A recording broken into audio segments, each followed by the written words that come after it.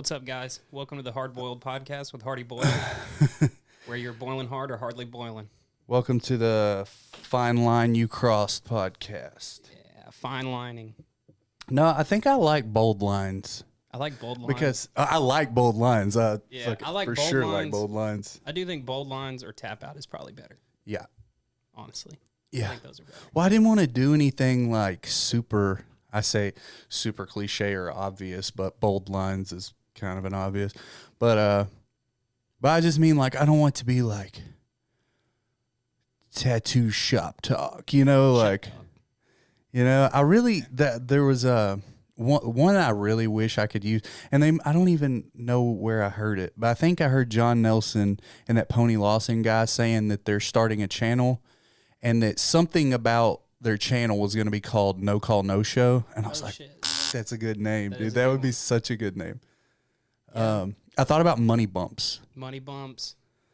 Money Bumps. So that's trad daddy as f***, I don't know where hard boiled came from. I made that up on the spot, and I've been stuck with it for weeks. Yeah. Hard-boiled egg. Hard boiled egg tattoos. Hey, I would do a tattoo of a hard-boiled egg. Yeah. It's like a stinky deviled egg. Dude, honestly, one of the little heroin eggs, the little the eggzilla, like on the heroin skateboards, they have the egg. I don't remember character. that one. Yeah. They have one that says like Anatomy of a Wide Boy, Swampy's Wide Boy, and all the wide boys are like this wide egg. Then there's the little egg, the eggzilla. What size skateboard do you like to skate now? Dude, the only one I ever had, I think, was an 8.25, and I kind of want to try it. There's this heroin and like. I got an Yes. 8.6 right now. See, I want to try It's a just- wider board, but also I've heard that they're like very cumbersome. Dude, it's so different. So like, when I was a kid in fucking like the early 2000s, it was all about like a fucking pencil thin skate Yeah, deck, dude. It was like fucking, Yeah. like why? I remember whenever I got an 8.25, the dude was like, yeah, this is probably going to be your standard. And like now I look at it and it feels skinny. So I want to try a wider one, but then Yeah. also like I suck at kick flips, so I don't think a wider board is going to make that any easier. Well, like I have my old Enjoy from like the 2000s when I stopped skateboarding. It's the last deck I ever bought, and it's probably a 7. I don't know, dude, like a 7.5 maybe. And so little. so when I got one like a couple of years ago, I got a Baker that's an 8.6, and dude, it is like. Yeah. And I've been fucking around on my Enjoy. It was Yeah. it was not a good move because like it man. was too much. It Yeah, was it's too wide. Dude, that's the Eggzilla board is like, I don't even know, dude. People put like 32 millimeter wheels on it, the smallest of the Yeah. wheels you've ever seen. And it's like God, I don't even know how, probably 10-inch board, at least 10 or 11, maybe 12 inches wide Yeah. at its widest point. It's Oh literally wow, like with an small egg wheels. It's an egg shape. Oh, with little like the widest trucks you can get in little 32 My cousin millimeter put me wheels. on to these fucking big wheel, like 63s or something, Oh, like, yeah. and the soft rubber ones. Yeah, like bro, some they ride cruisers. cruiser wheels. Yeah, they'll just eat pebbles or Yeah. anything. But Yeah.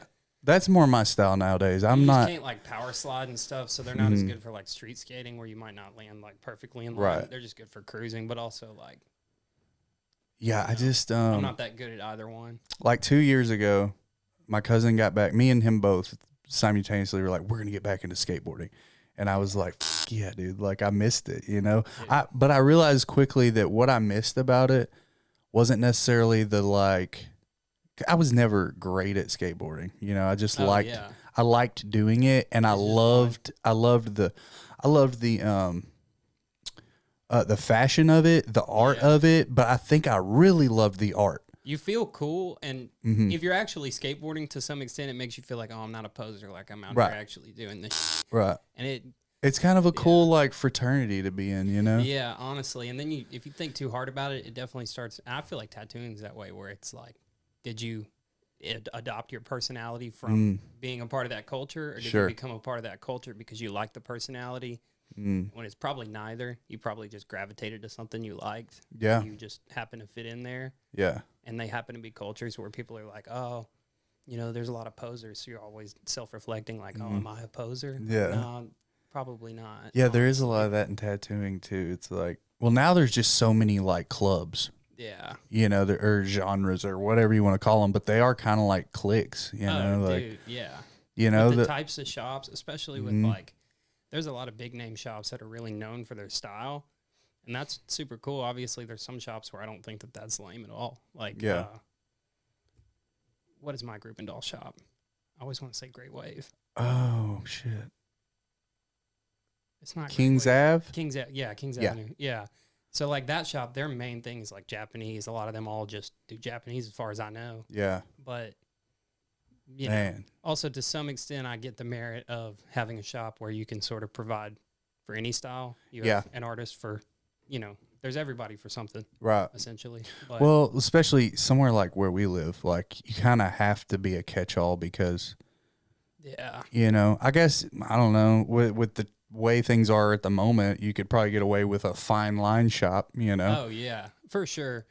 Even a realism shop, I think a lot of people, but there's a lot of those. You still have people that will show up and ask Quinn to, you know, do lettering. Yeah, to do like their daughter's name on their collarbone. Yeah. It's like Quinn doesn't do that. Yeah. Like, just flat out. He kind of he picks and chooses what he does, and that's one of those things he will not take. Yeah. So, it's not. You can't really set a standard. People will still just see it as like, you're a good tattoo artist. I want a good tattoo. Mm-hmm. This is what I want. Will you do it? Yeah. They don't really see style like that. Yeah. At all. They have no idea. It's crazy to me. I talk about it all the time. How uneducated like the average like just population is about tattoos. And you see it because it's a dead giveaway of it is like people just not knowing what a good tattoo looks like. Yeah. Like it's easy to second guess and wonder, like, even if you have a tattoo that you think looks great, suddenly you have somebody that says, like, oh, it looks like crap. Or even later on you see, like, I have tattoos that I never had any issues with, and now as I have seen better tattoos, I'm like, oh, well. Well, I was going to say, I'm not fucking, I'm definitely one of those people, because, like, when I first started tattooing, there were people that I, like, oh, they do dope work, you know, like even not just like big artists, but even like local artists that I was like, oh man, that dude's killer, dude. He does killer shit. And now I look at some of them and I'm just like, you know, like they're okay. Or even if they're but I thought they were amazing. Okay. Sometimes there's guys I used to look at and be like, man, I want to do my art like that. And I'm like, okay. I mean, no, like there's this one guy that I never can remember what his name is. It's like Dave Swambo or something, but I've followed him for years. Yeah. And dude, he's got some big crazy stuff. I always loved it, and I was like, I'm going to do stuff exactly like that. Now I look, and it's still super dope, like kind of neo-trad type stuff. But right, but you've grown away from it. Yeah, I'm like, yeah. I mean, it's also still like neo-trad, like, I don't know. It gets hard because you see so much badass stuff that it's hard to differentiate what's like the best of the best because it's all so good. Yeah. But then it really makes it obvious how bad stuff can be. Right. But it's interesting how a lot of people don't envelop themselves in that world at all to see all the good stuff and get overwhelmed by how much good tattoos there are. Yeah. So. Yeah, I mean, I think about that all the time because, you know, there's those shops that, like, everyone in there is doing, like, really bad tattoos. And it's like, in your mind, you're like, why the hell are they in business? Like, why?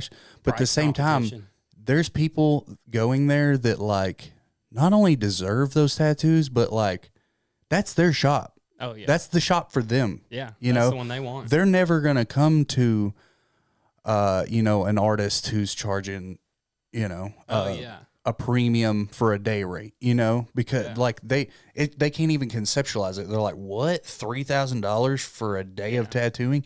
No tattoo should ever cost that much.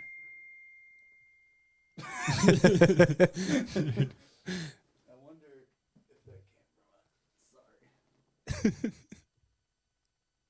don't know why that happened. I guess my Bluetooth was connected. All right. But yeah, what were we saying? I don't know. Fuck, that fucked everything up. Well, just clients getting tattoos. And the price range, yeah. So I feel like a lot of people, I don't know, I feel like it's still even not commonly accepted for people to be down with shitty tattoos, I guess. Like obviously people know about ignorant tattoos, but there's still like a certain level of like, it's a bad design or it's like an objectively bad design or whatever, but it's done well with like clean line work and stuff. there's some dudes that like the prison look and stuff like that. There's dudes that want their shit like kind of faded and like, you know, because it's part of the aesthetic. Right. Kind of like, you know, like especially if they got them in prison, sometimes it's like, oh, well, street work just looks different. Like, oh, I still like this. Yeah. I like how it looks. So it's like, dude, I've heard people who've been to prison say, and what they might be telling the truth. I don't believe them, but I've heard like a couple of people who've been to prison say like, I saw artists in the pen that were doing tattoos that are better than anybody out here. And I'm just like, I mean, even if they were a better skilled artist, you wouldn't know because they had a fucking Walkman that was fucking, you know, attached to a pen. Yeah, I don't know, man. And a sharpened guitar it's tough string. To say. I mean, some of those dudes that are lifers, maybe they've. I'm got sure there's some insane badass artwork, artists, but also like they really could be putting art. If they're that good, they could be putting artwork out and selling it. It's not that hard to get in contact with people on the outside and stuff. Especially with phones, they know that they could sell their artwork on the outside. Yeah, like so many. If they're in there for like these maybe not max security, but like, you know, these higher level security prisons where people are in there like for years, decades, maybe. Yeah. A lot of them get phones and shit. So, oh yeah.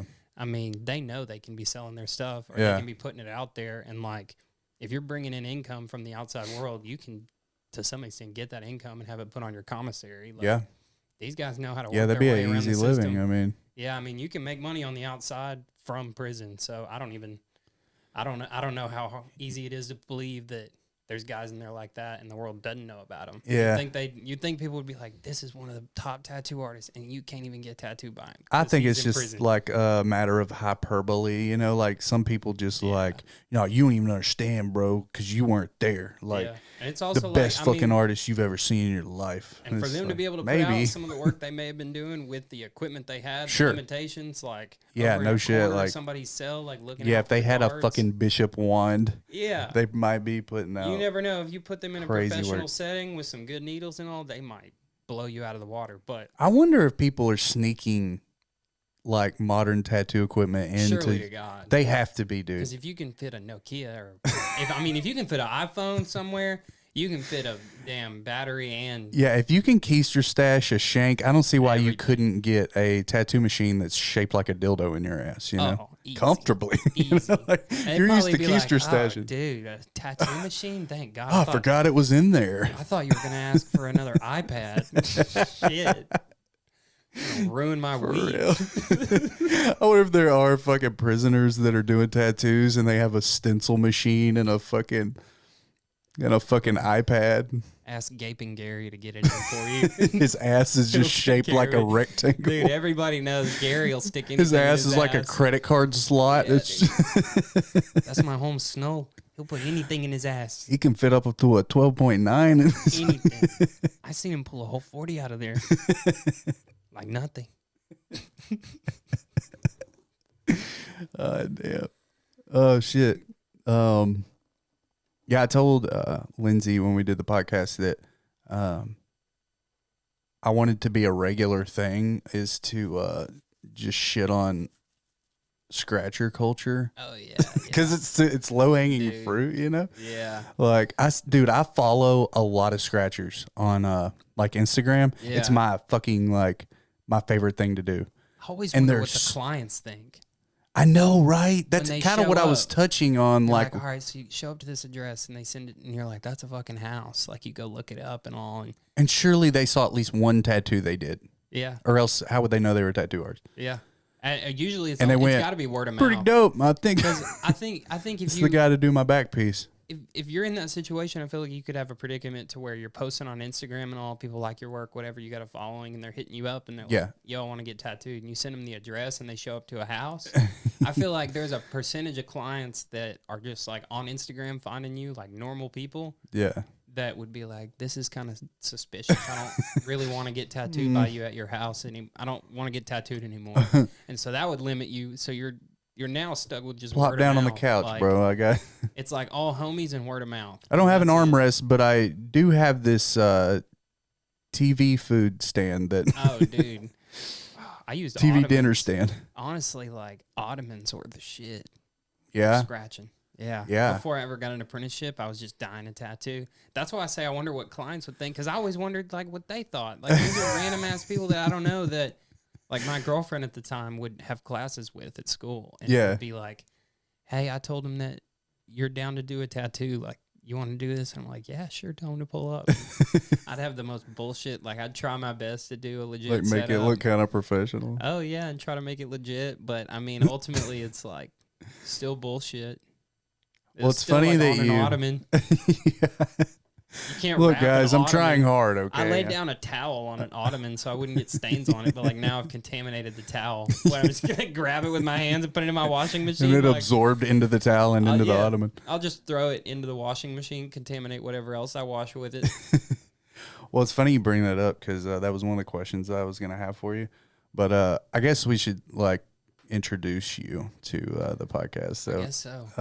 now that we're fucking 20 minutes in, Hard-boiled. hard boiled.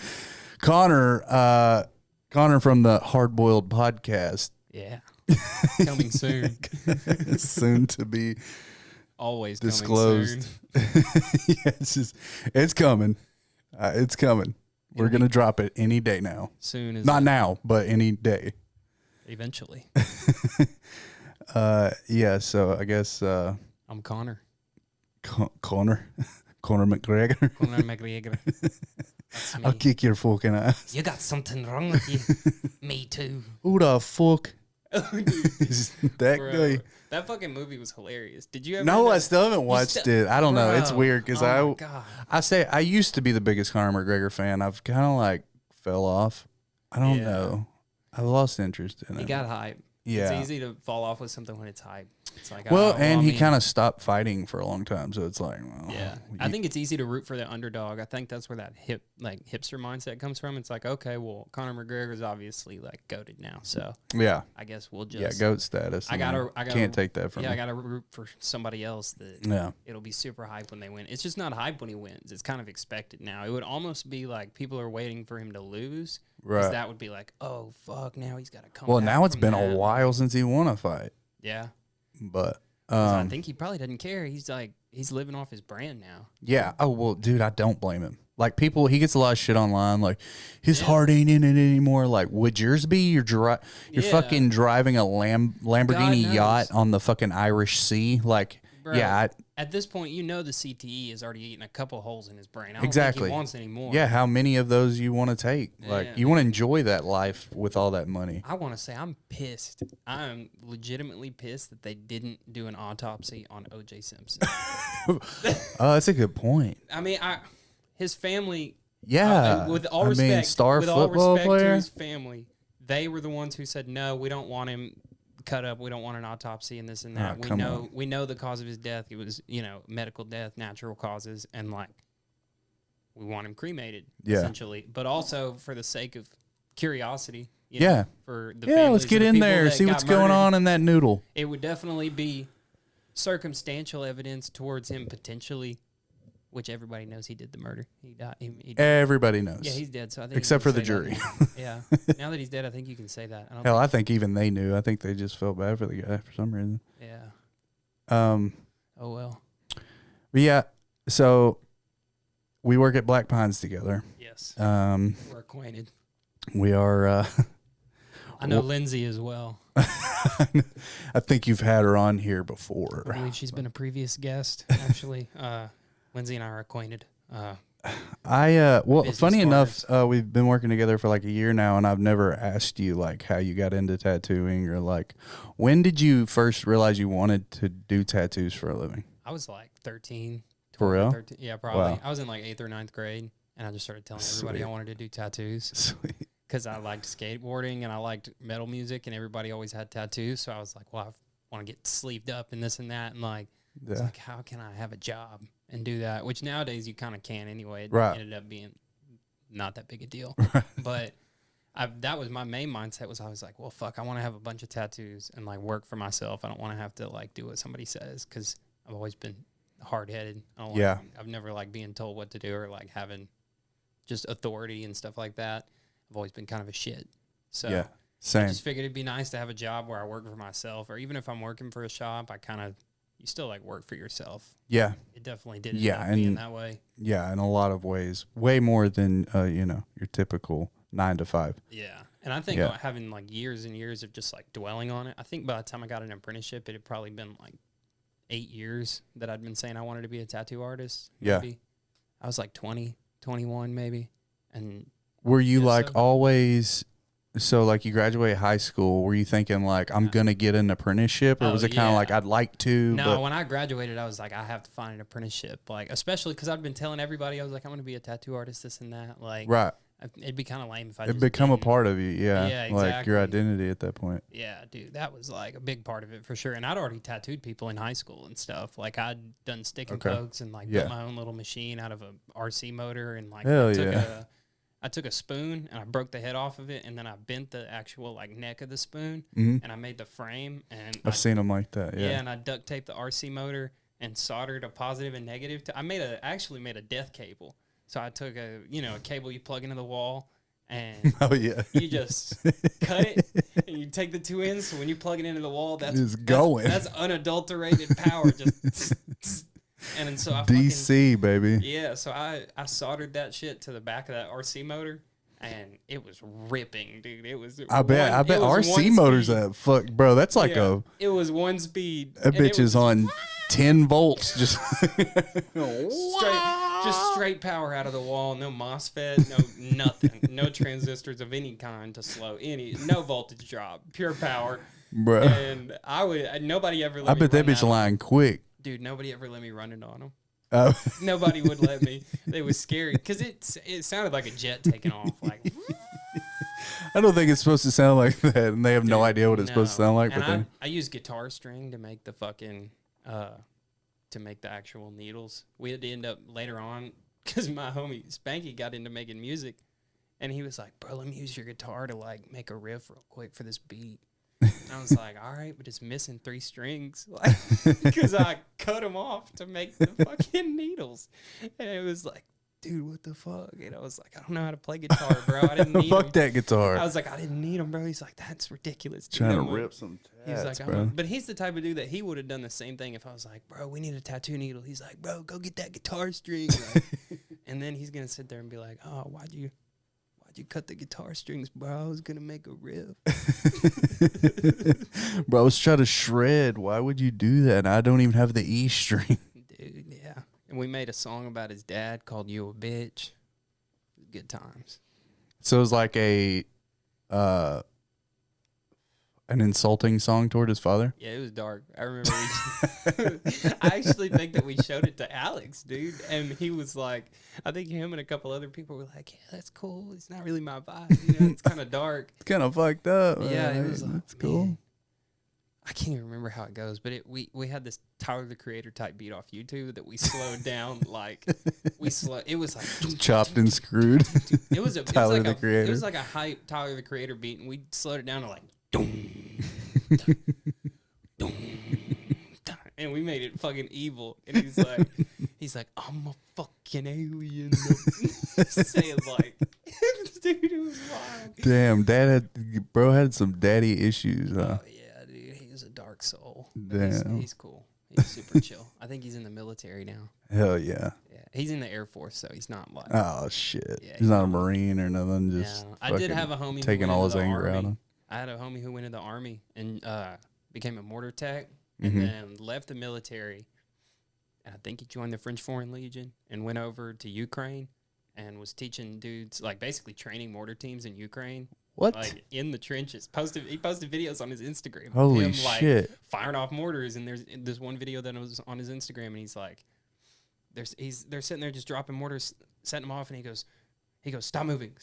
And the guy kind of keeps like moving around. And he goes, stop fucking moving. He gets super serious, and they're like, drone? He's like, yeah. And they're just dead quiet for a second. And then he's like, all right, pack it up. And they're like, grabbing everything, and they're about to go down in the trench. And I was like, damn, I used to run around, and like that kid asked me if I wanted to smoke tea when we were like, he was like, look at him now. He was like, you can smoke tea leaves. And I was like, for real? And we never did, but he got in trouble at school for doing it. He got caught trying to smoke tea leaves with this kid. Yeah, there was always those kids. I had a buddy that was like that. We would like be hanging out at the creek. We just like. Oh yeah. We just at the creek, you know, that was where fucking young where the adolescents bad fuck shit happens, off. dude. Yeah. That's where you go to do drugs. But he would like cut a piece of like a bamboo type plant that was hollow, and he'd just be like, fucking smoke. He'd be like, you want to hit this? No, I don't. No, I don't. I don't know what that's going to do to my lungs. Dog? This shit will mess you up for real. He's going to fucking discover a new psychedelic. This is that gua sha. This is that. Isn't that crazy? That's probably how they discovered psychedelics. Of you know, just like just run around the fucking forest smoking different shit. Probably on accident, or even like, I wonder how they did discover about like smoking things. How anyone? Right. I feel like inherently the smoke that's coming from a campfire would probably be pretty offensive. Right. So why would you go like, hey, we should do that on purpose? Inhale that directly off a small campfire. You're sitting there by the campfire and the wind blows and you catch some of it. You're like, ugh, and it's awful. And so maybe they like threw some cannabis onto a campfire and were like, I guess maybe maybe it was like a different, instead of like wood or what, you know, fucking burning like pine wood like we burn around here, like, you know, they just happen to have like a bunch of cannabis plants and they were all dried up, and so it was convenient to light them up. So they just made a nice pile of what they thought was a bunch of dried up leaves and sticks and twigs. And next thing you know, they're all eating Cheetos around the campfire. Yeah, and the smoke's like not that offensive. I mean, it is, but it's definitely different. Like you can tell the carcinogens. Yeah. Like there's different chemical it's not as byproducts. thick of a There's still like aroma. your standard like combustion reaction byproducts, but there's at the end of the day, like there's still going to be those.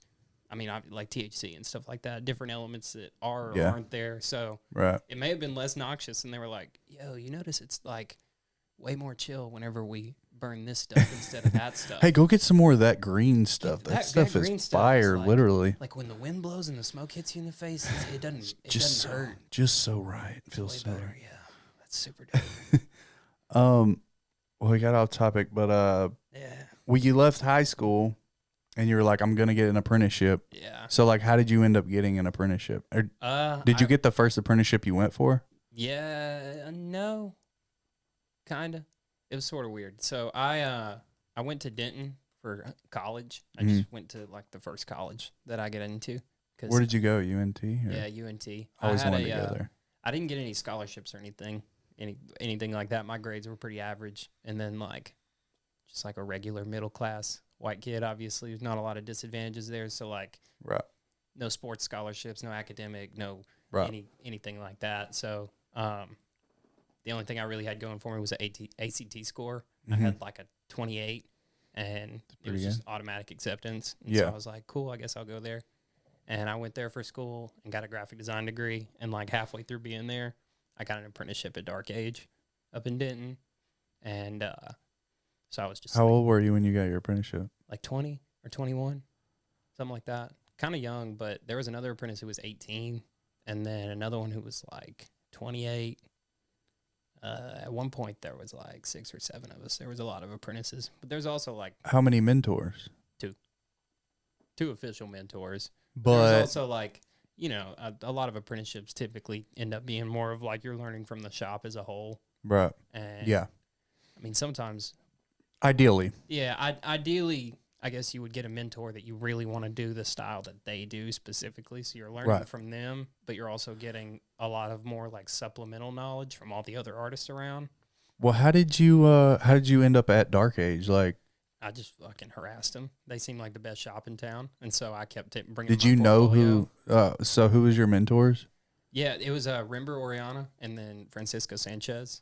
Okay, and they're the owners up there. Right. And they were super cool. They I didn't really know who they were or anything. I've always been super bad about like names. Like if dudes aren't like too old to be tattooing. In your niche thing that you follow, like artists and stuff that I can like name drop them and know who they are probably either like too old to be able to tattoo anymore or dead.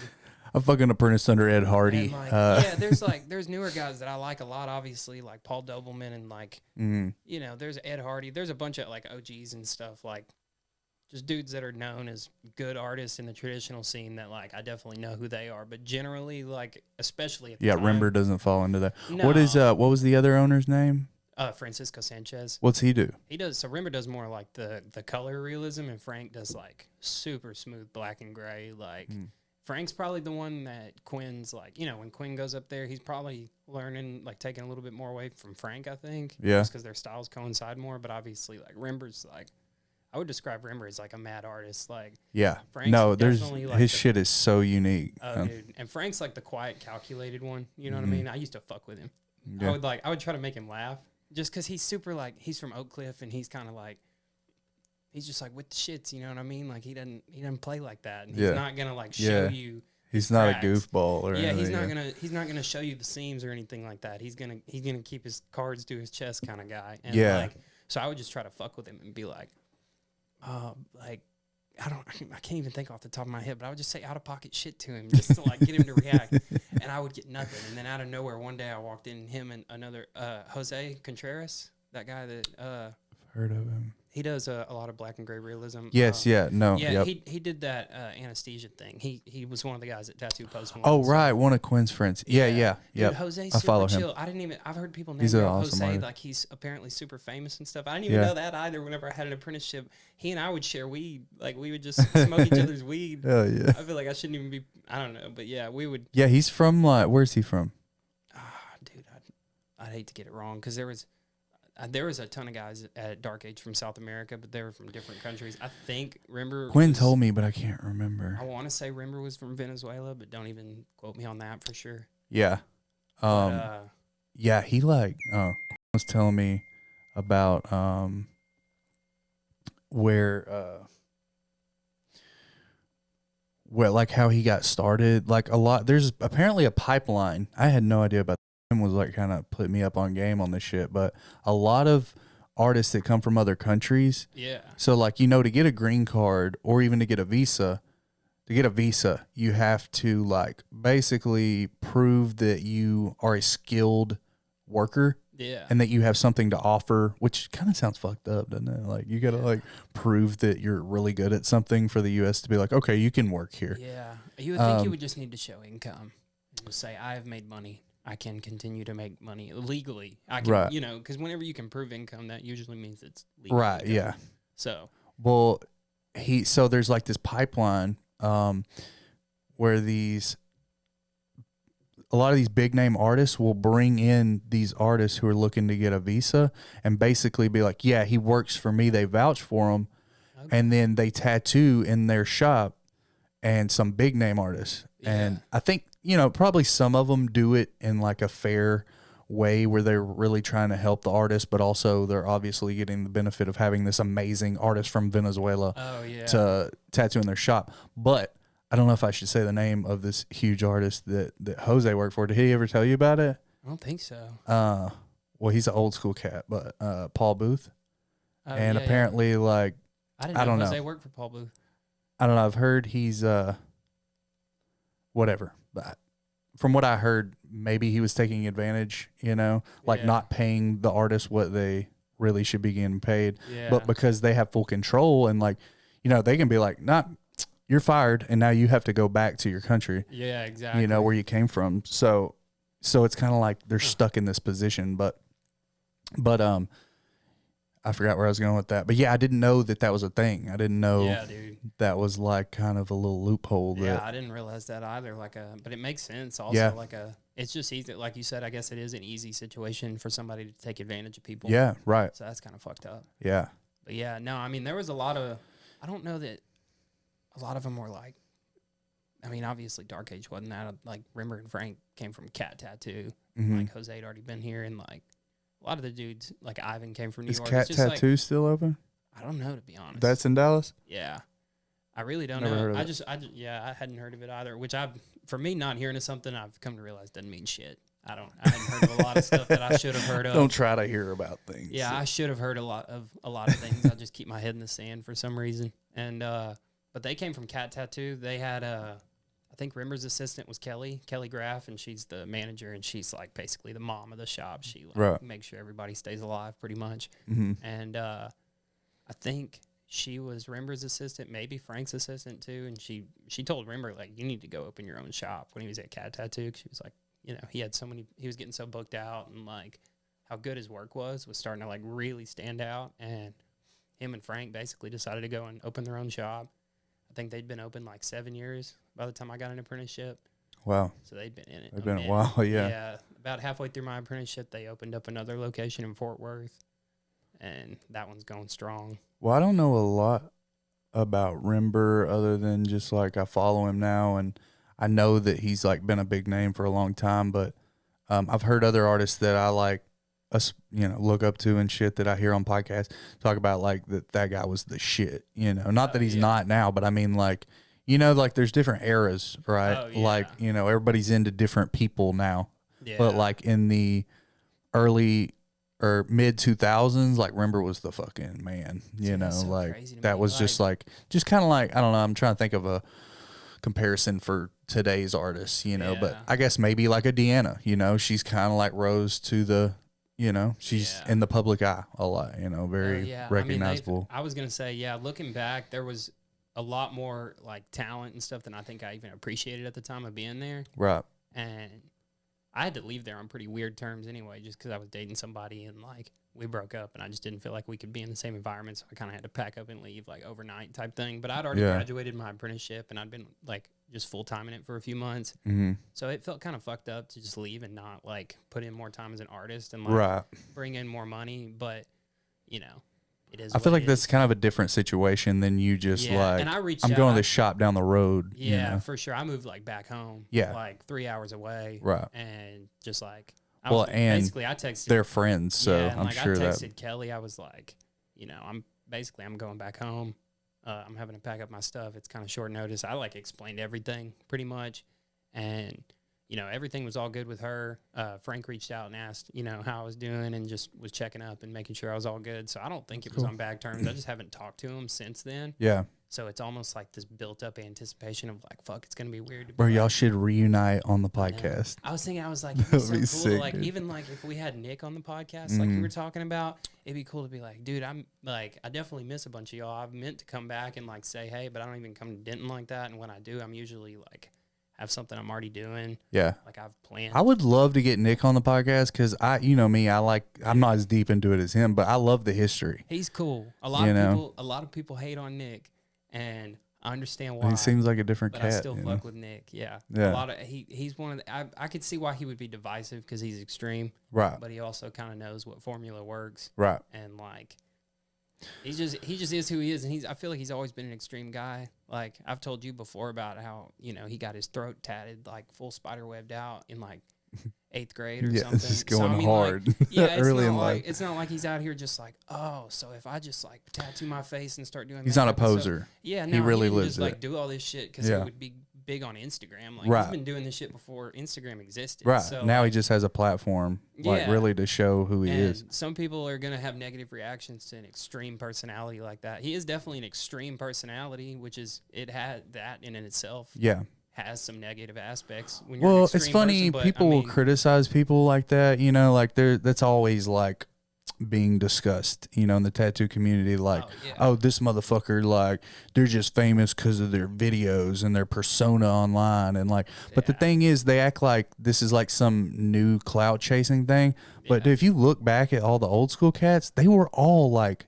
That's what a little bit drew me to tattooing because like I loved that there were these personalities, like there were people that were, whatever. Some of them are flashy. Some of them are like your traditional or just kind of an artist, like fucking messy hair and but some guys got gold teeth and fucking gold rings and gold chains and they're doing drive some badass, Cadillacs like, and Chicano shit. They're doing the craziest lettering you've ever seen in your life. Like there's a lot of ego involved in tattooing, but that's not.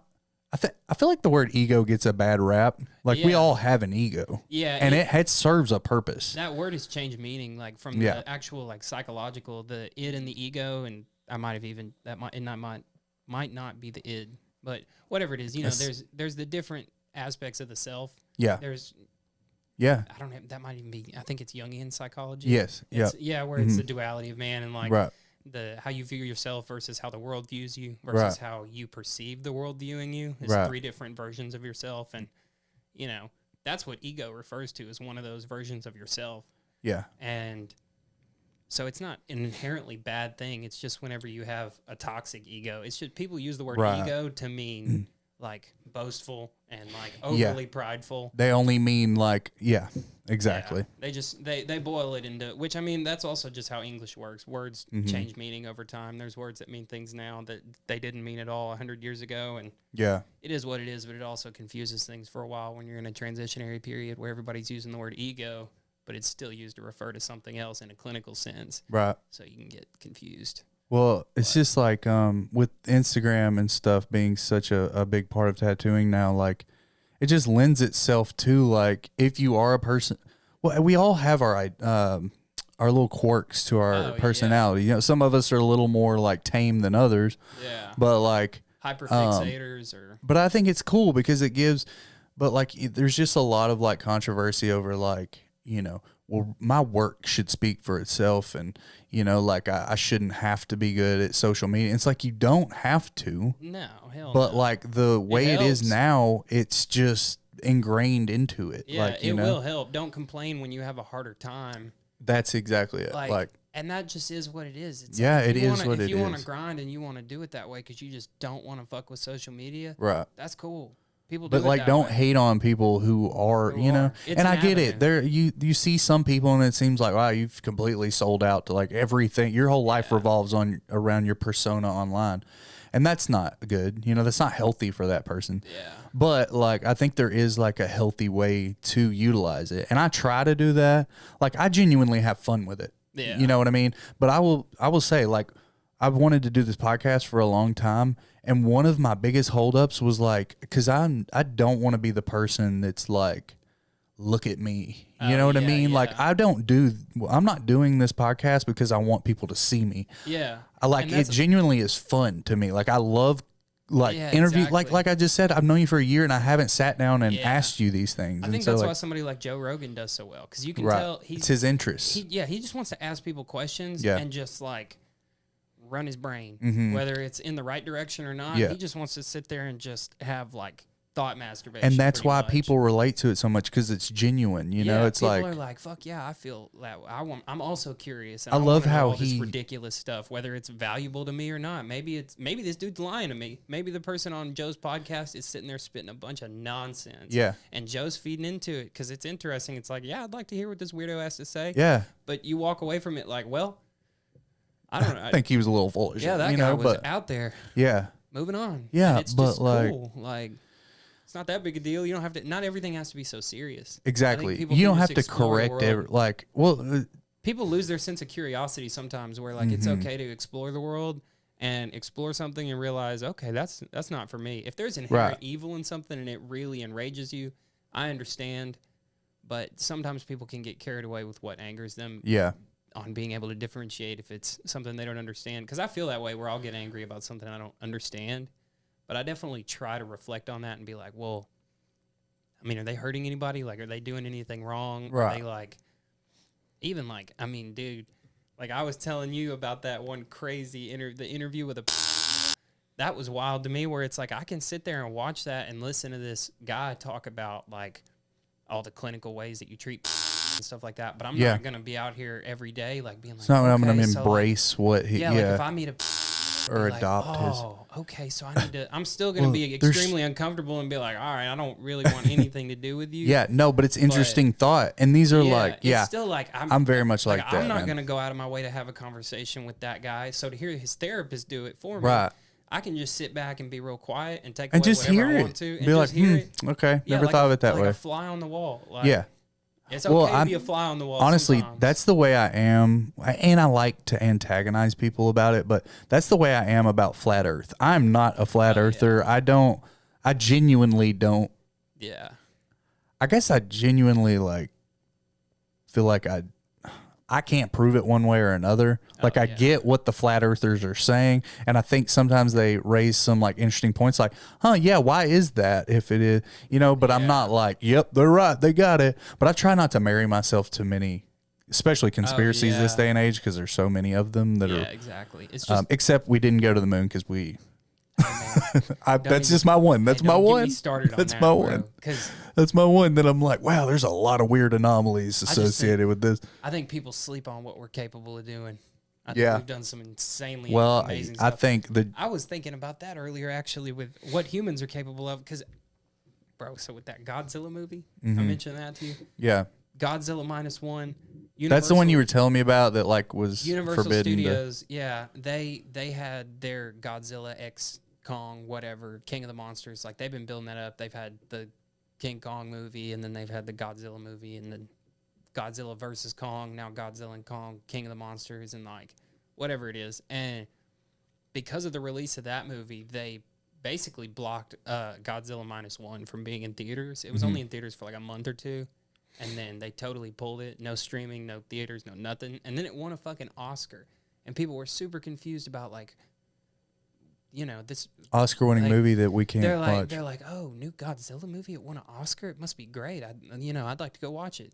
You can't find it. It's nowhere. Wow. And months go by. So by the time it gets there, a lot of these people have way forgotten. Like, I'm just a Godzilla fanboy. So I've been sitting here, like, railing and like fuming about considering flying to Japan to watch. Yeah, I've been sitting here like, oh, these sons of bitches, they blocked. I wonder, could you use a VPN and watch it? Yeah, so it's been streaming in Japan for a while, but it actually just finally is streaming on Netflix. Wow, I'll have to watch it. Yeah, dude, I'm sitting here giving a free ad for Godzilla -1 streaming now on Netflix. Like, I'll check it out, dude. No, but it's like, it's just, I don't know, it's so corporate. But how much control? But that's a good example of like how much control motherfuckers with money and power do have. Like, oh yeah, like they could never hide that from us. Well, they hid Godzilla. Yeah, you know, I mean that's true. They a hit very small a scale Godzilla movie. My parents had never even heard of it. I was talking to my I didn't mom either. about it You were the today. first one I ever heard talk about it. But I watched it finally since it's on Netflix, and that's why I say it's crazy what humans are capable of. Because any good Godzilla movie always makes me think about like the nuclear bomb. Like I was super hype about the Oppenheimer movie and stuff, just because the nuclear. I haven't bomb, watched that one yet either. Dude, the nuke. I'm just not a movie buff. The whole concept of the nuclear bomb, the fact that it actually happened and stuff. Like,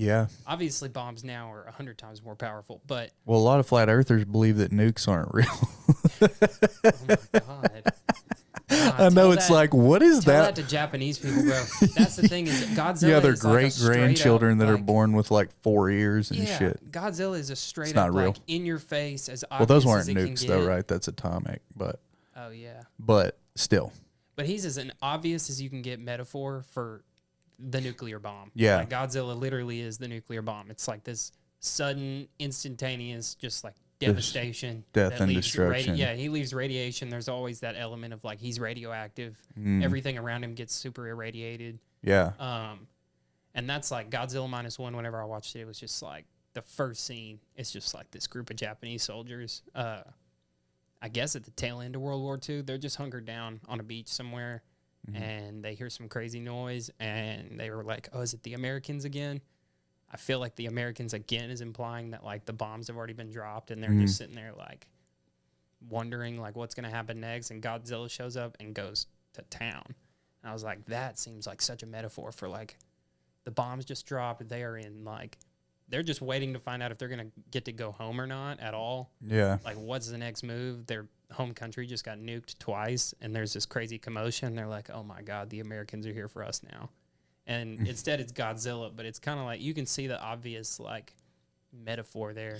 Yeah. And it's just super crazy, and that makes me start thinking about like, damn, nukes really like Japan is the only country in the world that has had a nuclear bomb dropped on it, and they had 2 of them dropped in quick succession. And like that is the only country in the world that actually knows what it's like to have a nuke dropped on them. That's a lot of our worst nightmare. Yeah. Is it's like, oh, what if they it's fire a terrifying. nuke? I don't even like thinking They're the about only it. one. Yeah, they actually can be like, well. Yeah, no, it's as bad as you would think. Be like, it is exactly as bad as you would think. It was horrible. Like, just go watch Godzilla. You'll see what we felt like about it. Yeah, I guess we kind of just accept that's a part of history, so we don't really like conceptualize like no. They evaporated human beings off of an entire continent. Dude, not the whole continent, but essentially, I mean, yeah, there were a lot of people. Square miles that were just leveled. It was crazy. It's insane. Fuck. If we get on the topic of war, we're gonna start talking about modern wars and. Oh yeah, we can talk about anything. So you said, well, before we get off of like your apprenticeship with Rember, like, what do you think, like, some of the main, because I was talking to Lindsay on the last podcast about apprenticeships, and we were just I asked her, like, what is a good one, what's a bad one, and is it okay to leave once you've completed your apprenticeship? Because it's like a big no-no. And like I said, for your case, it was a little different. It's not like you went to somebody down the road. But what do you think, like, some of the biggest things you took away from your apprenticeship, as far as, like, what are, like, some of the main things you needed to learn in order to, like, consider yourself a tattooer? It was weird. I feel like thinking about that, I really did learn a ton from my apprenticeship that I didn't even know I learned. Right. Just things that, like, it's easy to think at the time, like, oh, well, they didn't teach me this. Like, I just learned that myself. But they allowed me to be. They created the space. Yeah. Yeah. Like, they said, okay, you can come here every day. You can hang out. You can ask questions, and we'll answer them for you. And, like, we'll provide you a space, and we'll provide you, people with knowledge and a place to watch and learn. And, like, yeah, you're going to teach yourself a lot of shit, but you wouldn't have been in here hanging out teaching yourself that stuff otherwise. You'd have been scrambling trying to find it online. Be scratching. Yeah, you'd be trying to find the right thing online, not even sure if it is the right thing. Yeah. And so realizing that I was just, like, allowed to be in that environment at all was a massive part of what the apprenticeship was. Right. And especially looking back and being like, fuck, I was around somebody like Rember and then, like, Jose. And, like, I didn't even know Jose was as big a deal as he was. He's, like, flying back and forth to L.A. tattooing Post Malone. And he'd get back and I'm like, oh, what's up, dude? You tattooed Post Malone? That's so crazy. Like, you got any bud? Like, he's like, oh yeah, man. Like, I left some in the bathroom, and I'm like, okay, cool. And, like, I just didn't register to me at the time that it was as big a deal as it was. And now looking back, I'm like, wow, like, that was super valuable. Did he tattoo Post Malone when he went under anesthesia? Yeah. Yeah. Okay. Yeah, he was one of, like, 6 guys doing it. Right. And they, like, blasted out his whole back or something. I think was it his back or did they give him a sleeve? I'm not sure. Something crazy. And then. Yeah, I think he, like, got shit Cent, everywhere. Not 50 Cent. Who all went and got that? A bunch of dudes. Lil Uzi Vert, I know, did. Dude. Yeah, see, I don't even Full know. front. I don't know which ones Jose's done anymore, but I know for a fact Jose was on Post Malone. He's got some of Jose's ink is in Post Malone's body. That's for wild. Sure. And then the dude that I never met the dude that did his saw on his face, but Kelly told me about him that he used to work there. And that was, like, his pride and joy. He's like, man. That saw blade. I mean, like, if you did a tattoo. Oh, for sure, dude. Especially on his face. Yeah, it's not just a tattoo blade on him. Dude. You see it every time you look at him. It's like, imagine being the guy that did his barbed wire up there. Or, like, his, like. That would be sick, dude. His, like, always tired or whatever, being the guy that did that. Like, everybody knows about that tattoo. Everybody wow. Like, Never thought of that. It's like, it'd be like the Mike Tyson tribal. Like, yeah, like. I did that dude, shit. Imagine being the guy that's like, I actually did that tattoo on him. People like, you are the one who did that shit on Mike Tyson's face. That's fucking legendary. Yeah. I'd retire. It's a part of Mike Tyson. I'd have a picture of it framed. Part of his legend. I'd have a whole, like, scrapbook type thing up on the wall of me, a picture of me tattooing him, a picture of it, like, after a picture. I'd have the stencil, like, framed in a shadow box. Do a canvas painting of me tattooing Mike Tyson. I'd have it big over my fireplace. Renaissance style painting, like, super nice oil painting of me tattooing Mike Tyson with a nice big smile, just like him smiling too. He's sitting there just like getting his face tattooed, loving it, having a good time. Me and Mike Tyson are best friends. Homies. I probably will have to head out before too long. Yeah. We definitely do have to record another one, though. I feel like... Oh, we're going to do plenty more. I feel like we can ramble enough that we're never going to really get through this one that's intended. Exactly. Yeah, no, it went smooth. And really, I don't want to have, like, a structured plan. Like, I don't want to be like, and this question, and this question. Because the idea really... The only reason I have questions, like, already in mind is really just to steer it in kind of the direction I want it to go. But I prefer that we just, like, ramble on about whatever. I do see the merit in the name Shop Talk. I get why it's like, it's too on the nose because it literally describes what the podcast is. Yeah. Which to some extent makes sense. That's why I say I can see the merit.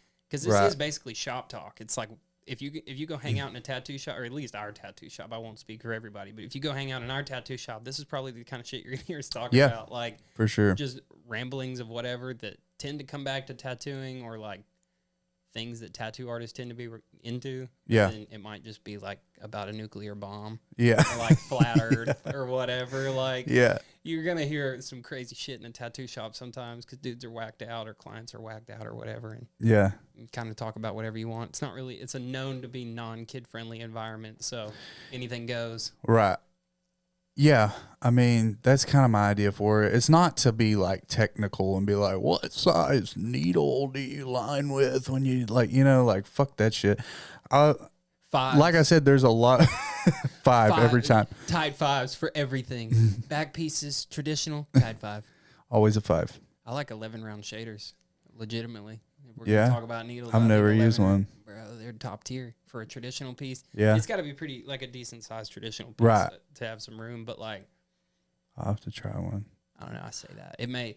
I tried I haven't lining. been tattooing long enough. I can't sit here and say my shit's at most 3 years healed. But that's what's like, cool, like that's what's cool about tattooing is like everybody finds their little thing and like Yeah. and some people are like that's wrong and it's like, well, but that's how he makes his look like his, So far, it's worked why out should good he for make me. it look like yours, Yeah. then he'd be copying you. And I've had shit that I've seen that's like a year healed now with 11 round shader and it came out good. So I'm like, well, it's working for me. Like maybe in 10 years it'll be crazy, but like after a while I feel like ink won't expand that much. Yeah. It'll degrade, but I don't imagine it would just keep expanding forever. Yeah.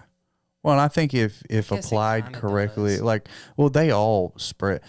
I don't know. Like the fine line gets a lot of shit. Yeah. I haven't been tattooing long enough to know. I haven't seen a lot of it come back. And I think everybody's different. It's hard to say blanket statement that all this is going to work. Well, 'cause everybody's and what skin's is different. fine line? Yeah.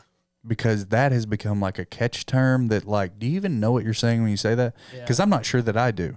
What is a fine line? Yeah. Some you people, could. What if I did like a fucking gypsy lady head, but I used a 3? Is that fine line? Yeah. The fine line is really just whatever the client thinks it is. Yeah. Honestly. Because, I mean, like But Nick. they Nick does a genuinely lot of don't walk-ins. know. Nick's a fucking powerhouse with walk-ins. Dude. Yeah. He'll bust out 20 like it's nothing Yeah. a day. And, like, that's like his thing on Saturdays, dude. Don't get in Nick's way on Saturdays. That's money day. Yeah. I mean, maybe not anymore, but at the time, he didn't book appointments on Saturdays. He would leave Saturdays open for walk-ins, and he's coming in to hustle. Bro. Yeah. Like, he's hungry. And, Yeah. like, it'd be like these random little, like, fine line walk-ins. Like, some girl wants, like, just breathe on her inner bicep. Yeah. And he's like, bro, I hit that shit with a type 5. They all think it's a 3 anyway. Like, That's what I was going Yeah. to say. he's like, clients just think it's a 3. They look at it and they're like, We "That's get so attached Yeah. to like, well, they said fine line, so it needs to be a tiny little Yeah, line. It's like, it's like the client looks at it and they're like, oh, you're the that's perfect. professional. Yeah. You Determine in know your what's head- going to work better Yeah. and just lead them down the path that's going to give them the best tattoo. Yeah. I try not to fixate on what style people say they want. I just like, that's why I've gotten where I'm like, can I just see pictures of like stuff that Yeah. you like? Right. Because if they try to describe style, I'll be thinking of something that's like probably not accurate. Yeah. They'll say traditional. It's not accurate to what they Neo. even think. Yeah, exactly. Yeah. Or they'll say fine line, and it's like, I could do that with a 5. Well, we touched on it earlier. The client, they don't know. A lot of them don't Yeah. know, They're just Yeah. saying words they heard on Ink Master. Yeah, to them, fine line is like not big, bold, traditional. Like, I don't want a big, heavy, Exactly. dark, so, like black tattoo. Like, and yeah, that's and it's cool. I like, get fine, that. type 5, Yeah, okay, like, cool. So you don't want me to like give you this like crazy, heavy looking tattoo.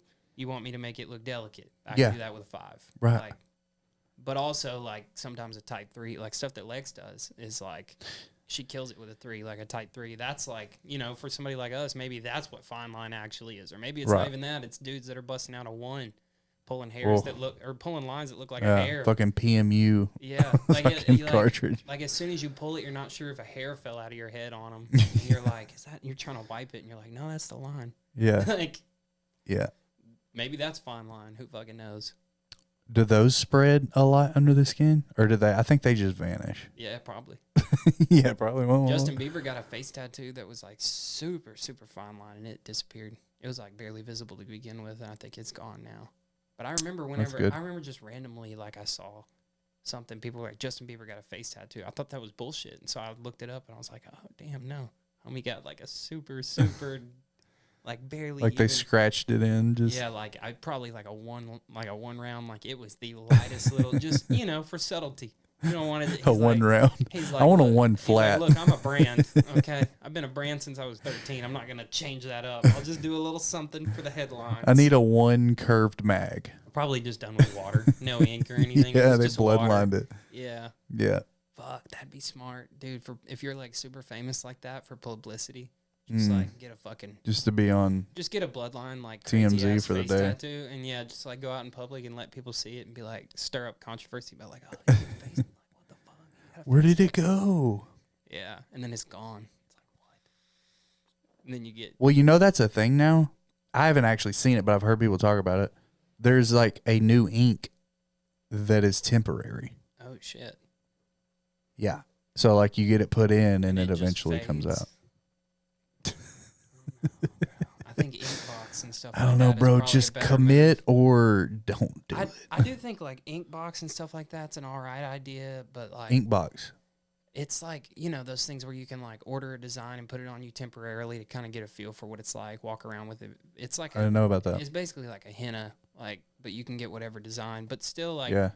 at the end of the day, you're going to have a hard time getting the true finalized Yep. design of what's actually going to be on your body. It's Right. only going to be a rough concept. Yeah. Because otherwise, you're going to have to go to your artist and say, can I have the design to send to Inkbox to Yeah. have a temporary version of it mailed to me? And they're so going to that be I like, can, oh, so that way I can let you know if I want you to tattoo it on me. And Yeah. you're like, yeah, let me do a finished design for you so you can do all that. And then let me know if you're going to and then let me know if we're going to do Like- business together. At that point, you just might as well go to an artist and say, can I commission you to do a design for me? And you pay them for the design Yeah. under the knowledge that they're You would not have gonna to do tattoo that. it. Yeah, like you could, but then it's like, okay, well, Somebody it's just- started a it's business weird. like that. it's just weird. I don't see any real way that you could actually know like what the piece will look like on you till it's on you. You can only know a rough idea of like what it feels like to have something over there in your peripheral or whatever. So I had an idea to start an app where it's like a not a consultation, but but be like a consultant, tattoo consultant, where like what we touched on earlier, like the public just doesn't know, you know. And I will say, like, since I've been in the industry, I've noticed, because when I first got in, I felt that way too. Like, well, I don't, like, I want to see it. Am I going to like it? Like, people are scared to commit, and I get it. It's going on you forever. So there is this weird gray area. Yeah, And it's once like, you it become a makes sense, tattooer, you're but- like, no. You just decide you want a tattoo from me because you see my work. Yeah. You tell me a general idea of what you want. You show up. I show you the drawing, and we do it. But some people, they're like, no. I need you to draw it, send it to me, fully rendered, and then I'll decide if I want it. So I was thinking, like, because I know a lot of people have trouble getting through booking, especially with big artists. Yeah. People will have a lot of money. Like, I got fucking whatever money. I just want what I want, and I want it, when I want it. Yeah, exactly. But they don't know the artist. They don't know what the artist specializes in. Yeah. They don't know what they're asking for. So if you had like a consultant app where people could like literally pay a fee, and you like, whether it be over FaceTime or like through the app, you sit down with them and you go, okay, you want a Texas Rangers baseball pitcher portrait in color. All right, well, here's these artists. You And they know, do this like stuff, they do that exact thing. Do you like the? Oh, you like that one? Oh, you like how he does his? Okay, cool. Well, here's his contact info, and here's Well, how no, he does better his yet, booking. I'll contact them for you, and I'll write out your request form, because that's another thing, is that these people Make who it have more no clear. idea, yes, because these people will be like, and they'll send like a picture of another tattoo, Yeah. and the artist's like, the fuck, I'm not doing that. Yeah. But that really, they just didn't know of a better reference. Yeah, exactly. And with AI and stuff like that, that consultant could be like, okay, I'm going to Yeah. work up your design in AI. We'll send that over to the artist as a rough concept. Yeah. From there. Damn. Hell yeah. Yeah. Dude. All right, fuck it. I'm gonna retire early. All right. Fuck, we just put that out there in the world. Somebody's gonna steal it. Cut that. Jamie, cut that Cut out. that. Jamie, cut that out. Cut that out, Time Jamie. is it? 9 o'clock. Okay. Yeah. All right, brother. Well, I'm glad we finally got to do this. Hell yeah. We'll have to do more. Yeah, we Get will. Lindsay's third mic in here. Yeah, we'll get her pink mic in here. She had to order a pink dude. mic stand. Yeah. Had to be. Yeah. So, She'll be good. Yeah, she'll be looking like a princess in here. That's perfect. Yeah. Well, hell yeah, dude. thanks for doing it. I appreciate you having me. I love your studio. Yes, this is the Hard Boiled Podcast. Welcome to Hard Boiled. For today. So we'll just name the ones that you do with me Hard Boiled. Yeah. Welcome. Yeah. Thanks for watching Hard Boiled with Hardy Boiling, where you are boiling hard or hardly boiling. Thank you and good night.